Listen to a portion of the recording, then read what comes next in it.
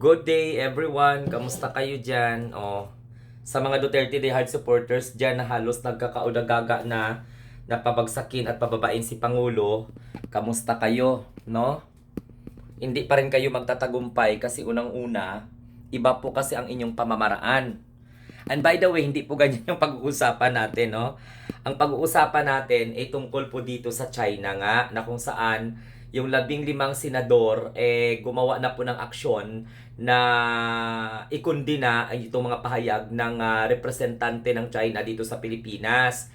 Pero sad to say, yung mga makaduterte na mga senador, sinuportahan pa nila yung pahayag ng China laban po sa ating men in uniform doon po na nagbabantay sa West Philippine Sea. At itong mga Duterte Hard supporters naman ng mga Alipores, tuwang-tuwa naman. Pero bago po yan, si Marcoleta nagpagpulong na ahead of time doon sa ambassador ng China. And ito pa, dumalaw pa ang ambassador ng China sa kay Pulong Duterte or sa Davao in general. So kung politika ang pag-uusapan po natin, naturalmente talaga, hahanap talaga ang China ng kakampi dito po sa ating bansa. At ang number one talaga nila na target na gagamitin ang mga maka-Duterte at ang Duterte mismo dahil yan ang na-identify ng China na opposition laban po sa kasalukuyang administration ngayon. So in short, ang mga Duterte sa Davao nagpagamit sa China, knowing na alam naman nila kung ano yung karakter ng China. Ang China naman, ginagamit ang mga Duterte at ang kahinaan ng ibang mga Pilipino na sumusuporta sa kanilang mga naratibo. So sa punto na ito, nagmumukhang tanga at nagmumukhang bobo na lang talaga ang sumusuporta sa naratibo ng China.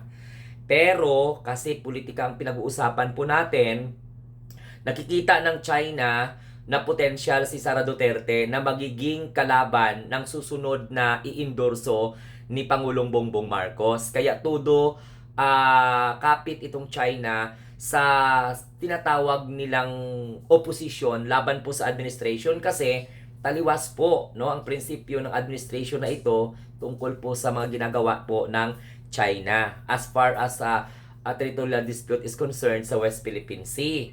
So sa madaling salita, mga kababayan, ang mga maka-Duterte sa Davao at ang pamilya Duterte walang ibang gagawin kundi makipag-alyansa sa puwersa na gustong pabagsakin ang Marcos administration na hindi po sinusuportahan yung claim ng China sa West Philippine Sea kasi ipinagpaglaban nga ng administration na ito ang ating karapatan. So, 15 senador ng perma na kinukondina ang pahayag ng China samantala itong mga maka-Duterte na mga senador ay hindi po pumerma sa resolusyon na kukondinahin ang pahayag ng China. So, wag na tayong magtaka mga kababayan kung ang mga Duterte makipag-alyansa sa China. Ang ambassador ng China magsistay po 2 araw doon sa Davao. Akala ng mga taga Davao na walang alam, okay lang yan, walang problema yan. Kasi for economic development. Pero at the end of the day, pwede na nating sabihin na tuwang-tuwa ang mga taga Davao na taga-suporta ni Rodrigo Duterte kapag lalong palakasin ng Davao ang relasyon sa China. Siyempre, ibubuhos talaga yan ng pamilya Duterte ang hospitality sa representante ng China. Kasi wala naman silang ibang wala naman silang ibang gagamitin laban sa administration na ito kundi ang China.